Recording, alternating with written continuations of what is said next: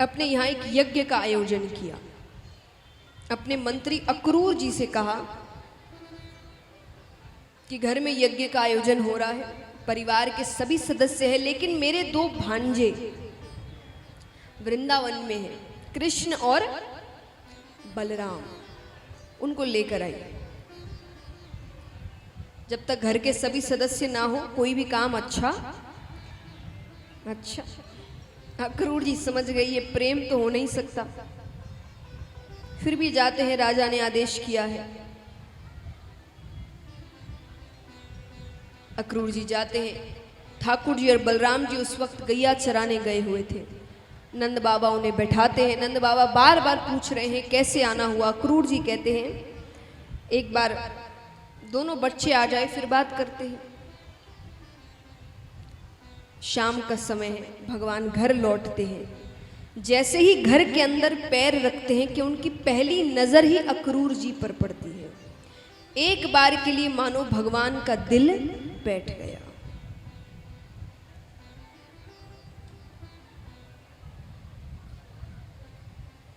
भगवान को आज मानो लग रहा है कि मेरे जो मस्ती के दिन थे, खेल कूद के दिन थे, वो खत्म हो गए।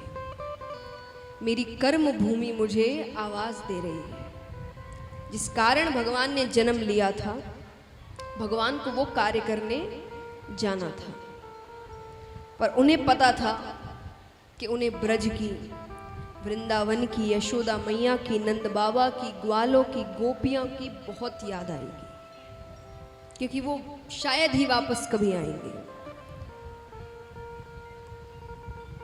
अब यहाँ पर दोनों बालक बैठते हैं। अक्रूर जी ने कहा कंस ने एक यज्ञ करवाया है, दोनों बालकों को निमंत्रण भेजा है। यशोदा मैया कहती है कहाँ वो बड़े बड़े राजा, कहाँ मेरे छोटे छोटे बच्चे, नहीं जाएंगे ये। अरे नंद बाबा कहते क्यों नहीं जाएंगे, इसी बहाने मथुरा घूम आएंगे। जैसे जब गांव में रहो तो शहर घूमने के लिए होता है ना, शहर में काफ़ी चीज़ें होती है, तो उसी प्रकार उस समय मथुरा शहर था, क्योंकि मथुरा में राजा रहते थे और राजा के कारण वहाँ पे कई चीज़ें उपलब्ध कराई गई थी। आए दिन नए नए मेले लगते थे। तो नंद बाबा ने कहा इसी बहाने मथुरा घूम आएंगे। ठीक है, भगवान जाने लगते हैं। यशोदा मैया कहती है कन्हैया जल्दी लौट आना, तू नहीं रहता ना मेरे हृदय में बहुत पीड़ा होती है, मुझे बहुत तकलीफ होती है।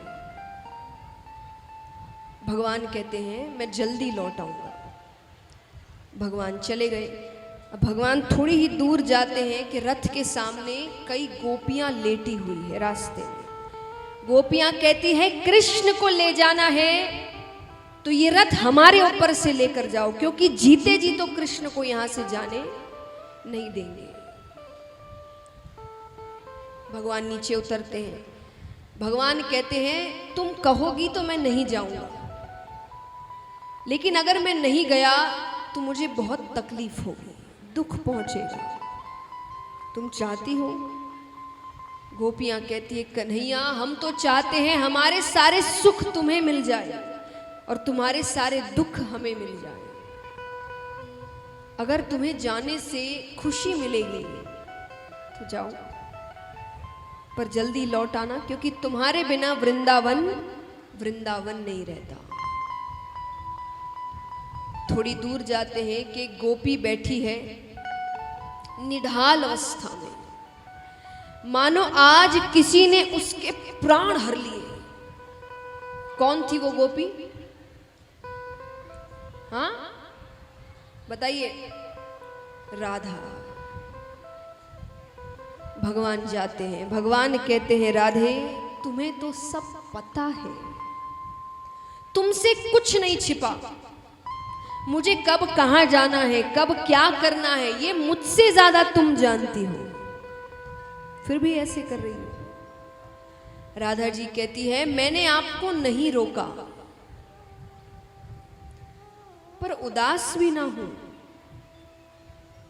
ये तो इंसाफ नहीं है। राधा जी कहती है आपने जन्म बहुत लोगों के लिए लिया है, कृष्ण अवतार भगवान ने कई काम करने के लिए लिए हैं, सिर्फ कंस के लिए नहीं लिया। भगवान ने महाभारत का युद्ध भी किया, बहुत कुछ किया है। तो राधा जी ने कहा कि आपने अवतार बहुत कुछ करने के लिए लिया है, बहुत लोगों के लिए लिया है, मैंने किसके लिए लिया? राधा जी ने किसके लिए अवतार ग्रहण किया? सिर्फ तुम्हारे लिए। तुम नहीं तो मैं क्या करूं? मैं किसके लिए रहूं? क्यों रहूं?